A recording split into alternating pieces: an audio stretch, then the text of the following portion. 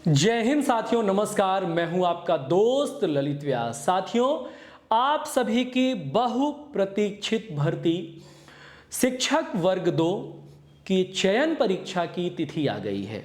Form भरने की तिथि आ गई है। मध्य प्रदेश कर्मचारी चयन मंडल ने ये जो परीक्षा है उसके लिए नोटिफिकेशन फाइनली जारी कर दिया है और पहली बार ऐसा हुआ है कि अपने वादे के मुताबिक जो उन्होंने अपने कैलेंडर में वैकेंसी दी हैं उनको टाइम टू टाइम जारी करते हुए नज़र आ रहे हैं।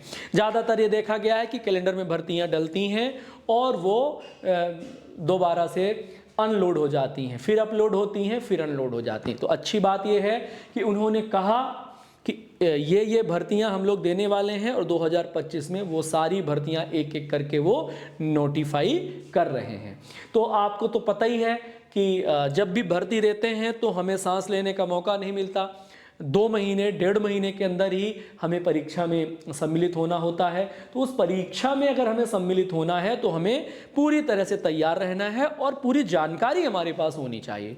तो कुछ फिल्टर्ड जानकारी 5-7 मिनट के लिए मैं आपके सामने आया हूं। वो जानकारी ये है कि परीक्षा का जो फॉर्म भरने की प्रारंभिक तिथि है वो 28/1 है। 28 तारीख से आप फॉर्म भर सकते हैं। लास्ट है 11/2। तो समय पर ही आप लोग फॉर्म भरें। आपके पास जो भी सर्टिफिकेट हैं वो सर्टिफिकेट सब रेडी होने चाहिए फॉर्म भरने से पहले की तिथि तक। एज जरूर, केवल एज की बात कर रहा हूं मैं, केवल एज की बात कर रहा हूं। एज 1 जनवरी 2024 तक आपकी जो न्यूनतम है और अधिकतम है, तो मैं अधिकतम की बात कर लूं। अधिकतम उम्र सामान्य वर्ग में 40 वर्ष निर्धारित की गई है और 5 वर्ष उसमें हम आरक्षक वर्गों के लिए जोड़ देते हैं। तो ये हो गई कितने साल के लिए? ये हो गई उन अभ्यर्थियों के लिए जो सामान्य वर्ग के हैं वो 40 साल तक भर सकते हैं। आरक्षक वर्ग वाले जो विद्यार्थी हैं वो 45 साल तक भर सकते हैं। 5 साल उनको क्या है, रिलैक्सेशन मिला है। अब ये रिलैक्सेशन और ये सारी आयु की जो गणना है वो कब से की जाएगी? 1 जनवरी 2024 से की जाएगी। तो ये तय हो गया। अब इसके बाद जो इसमें 50% का आरक्षण मिला है अतिथि विद्वानों के लिए। अब मैं अतिथि विद्वानों की बात करूं तो अतिथि विद्वानों के लिए 9 वर्ष का रिलैक्सेशन दिया गया है। यानी कि जो सामान्य वर्ग के अतिथि विद्वान हैं उनको 49 ईयर तक वो लोग फॉर्म भर सकते हैं, एलिजिबल हैं। और आरक्षण वर्ग में 5 साल इसमें और जोड़ दें तो 54 ईयर हो गया। तो अतिथि विद्वानों के लिए 49 वर्ष और अगर आरक्षण वर्ग से वो आते हैं तो 54 ईयर्स। अब आपको इसमें यह ध्यान रखना है कि ये दोनों स्लॉट अलग अलग हो गए। एक हो गया अतिथि विद्वानों के लिए, जितनी भी भर्ती दी गई है उसमें 50% विद्यार्थी अतिथियों के लिए रिजर्व हो गई।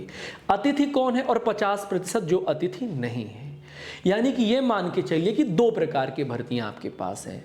यदि 100 भर्ती है तो 50 हो गए जो अतिथि विद्वान नहीं है और 50 है अतिथि विद्वानों के लिए। तो आरक्षण की सारी मापदंड, सारी क्राइटेरिया कमरा नंबर 1 में भी लागू होगा और कमरा नंबर 2 में भी लागू होगा। तो पहले ये क्लियर करिए, ये मत सोचिएगा कि इसके बाद नहीं। जो भी भर्ती है उसको 2 हिस्सों में बांट दीजिए। आधा हिस्सा अतिथियों को दे दिया और आधा हिस्सा बिना अतिथियों को दे दिया। अब जो बिना अतिथि वाले हैं उसमें भी अपनी जो आरक्षण की कैटेगरी है वो अलग से चलेगी और जो अपना अतिथि विद्वान है उसमें भी आरक्षण की कैटेगरी अपने हिसाब से ही चलेगी। ठीक बात है। अतिथि विद्वान किन्हें माना जाएगा? जो कम से कम 200 दिन की सरकारी विद्यालय में शिक्षा का अनुभव है, पढ़ाने का अनुभव है, यानी आपकी टीचिंग है। और वो 200 दिन कैसे होने चाहिए? लगातार शैक्षणिक सत्र होने चाहिए और प्रत्येक शैक्षणिक सत्र में कम से कम 30 दिन का अनुभव होना अनिवार्य है। तो ये बात पहले आप क्लियर कर लें। फिर जो 50% वर्ग है यानी कमरा नंबर 2 जो आधे आधे कर दिए गए थे यानी अतिथि विद्वानों के लिए, वो सारी सीटें पहले आरक्षण के नियमों के अनुसार भरी जाएंगी। आरक्षण के नियम का अर्थ ये है कि वही 87 और 13% का हिस्सा उनके साथ भी लागू होगा। तो सबसे पहले उनको 87 और 13% के अंतर्गत अतिथि विद्वानों को अवसर मिलेगा अगर अतिथि विद्वान मिनिमम योग्यता हासिल नहीं कर पाते हैं तो ओपन अतिथि विद्वानों को मौका मिलेगा, और अगर ओपन अतिथि विद्वान भी भर्ती फुल नहीं कर पाते हैं तो सामान्य लोगों के द्वारा भी अपने अपने आरक्षित वर्ग में जाकर के वह भर्ती फुलफिल की जाएगी। क्लियर हो गया? यानी कि किसी भी प्रकार से पद खाली नहीं रखे जाएंगे। कौन कौन से लोग फॉर्म भर सकते हैं? तो वर्ग 2 के लिए बहुत सिंपल है। आपके पास सामान्य रूप से अगर आप सामान्य वर्ग को यानी अनारक्षित वर्ग को बिलोंग करते हैं तो आपका जो सर्टिफिकेट है, higher secondary certificate as well as आपका जो संबंधित विषय से ग्रेजुएशन का सर्टिफिकेट है, वो 50% की क्राइटेरिया का होना चाहिए, यानी 50% से आप उसमें पास हुए हों। 50% से पास होने की ये क्राइटेरिया हो गई। दूसरी क्राइटेरिया ये है कि आपके पास बीएड का सर्टिफिकेट होना चाहिए। किसका सर्टिफिकेट होना चाहिए? आपके पास बीएड का सर्टिफिकेट होना चाहिए। ये 2 क्राइटेरिया फुलफिल हो गई। अब ध्यान ये रखना है कि जो अनारक्षित वर्ग वालों को 5% की छूट दी गई है, यानी कि वे जो आरक्षित वर्ग वाले हैं वे 45% के साथ भी जा सकते हैं। उसके अलावा और क्या क्राइटेरिया है? उसके अलावा ये क्राइटेरिया है कि आप सभी लोगों को 2018 और 2023 में हुई पात्रता परीक्षा में उत्तीर्ण होना अनिवार्य है। उसके लिए जो अनारक्षित वर्ग हैं उनमें 60% अंक यानी 150 का परीक्षा था तो उसमें 90 से अधिक अंक लाना जरूरी था, 90 या उससे अधिक। और जो आरक्षित वर्ग वाले थे उनको 50% यानी 75 मार्क्स लाना अनिवार्य था।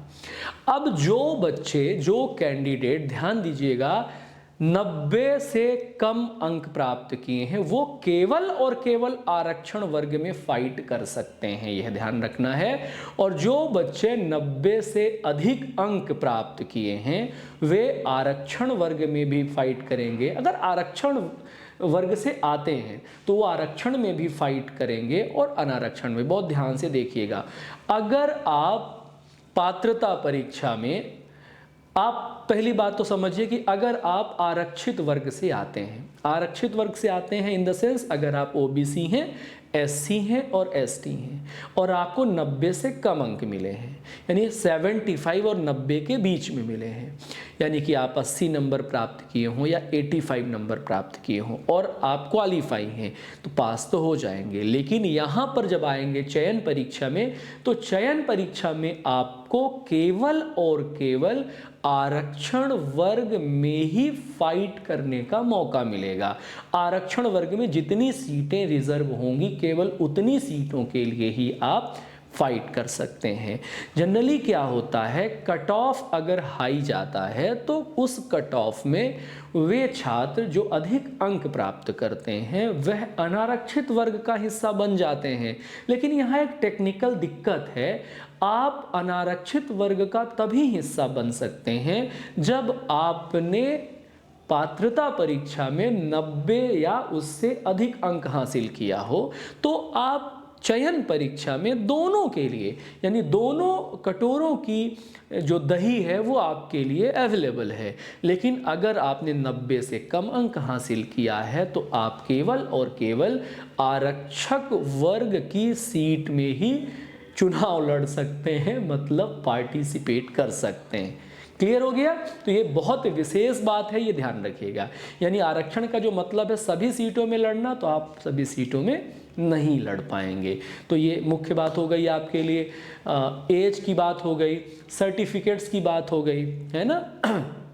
जो बच्चे वर्ग 3 में वर्ग 2 में खेल के लिए जाने वाले हैं उनके पास बीपीएड या बीसीएल नाम के सर्टिफिकेट हैं, वो अनिवार्य होंगे और वो अनिवार्यता आपके लिए होगी। एक सी सर्टिफिकेट, एनसीसी का जो सी सर्टिफिकेट है उसमें 5 अंक आपको अतिरिक्त दिए जाएंगे और वो 5 अंक आपके पास सी सर्टिफिकेट परीक्षा फॉर्म भरने से पहले का होना चाहिए और वो अवेलेबल होना चाहिए। रोजगार पंजीयन आपका जीवित होना चाहिए और आपको क्या ध्यान रखना है कि आपके सारे डॉक्यूमेंट्स की स्पेलिंग एक जैसी होनी चाहिए, डेट ऑफ बर्थ एक जैसी होनी चाहिए, मदर फादर का नाम एक जैसा, एक भी स्पेलिंग मिस्टेक नहीं होनी चाहिए। ये सारी चीज़ें पहले आप ठीक करवा लें। कई बार क्या होता है कि फॉर्म भरने के दौरान हम ठीक करवाते हैं।